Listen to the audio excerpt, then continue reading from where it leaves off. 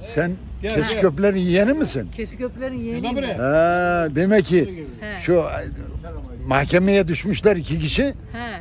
Şahit de ifade veriyor. Ne diyor? Diyor ben diyor Hasan Kusekil'in damın başında duruyordum. Da şöyle kafasına vurdu, hınfız etti, Sarkuni'ye gitti, çalaya girdi. Köyden çırı geldi, karılar kıç kıç etti. Hakim Bey ben bunu gördüm diyor. Tamam. Kalanı da bana Türkiye'nin. Nerede köy? Ezgünde haç diyelim. Haçter nerede? Dalkıranlar köy, küçük bıyık. Dalkıranlar. Küçük bıyıklıyım. Küçük bıyıklısın. Bayram ne yapıyorsun? Kimlerdensin? Karakoyunlardan. Adın ne? Mevlüt Karakoyun. Kaç yıldır Ankara'dasın? 66'dan beri buradayım. Orada mı? 66'dan beri buradayım. Çilo'yu nereden tanıyorsun sen? Çilo küçükte beraber büyüdük. Beraber mi büyüdünüz? Ya, beraber büyüdük Çilo'yla. Çilo'nun çilesi çok ya. Değil mi?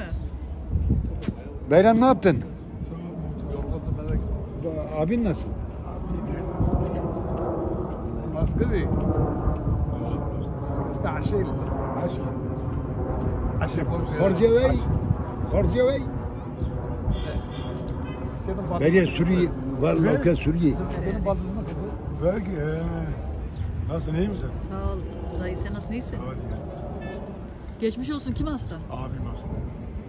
Geçmiş olsun. İyi oldu görüşürüz. Lato Çilo köyün hastı ki. Ha. Çilo le mari mi? Meryevey doğru Çilo doğru. mari mi?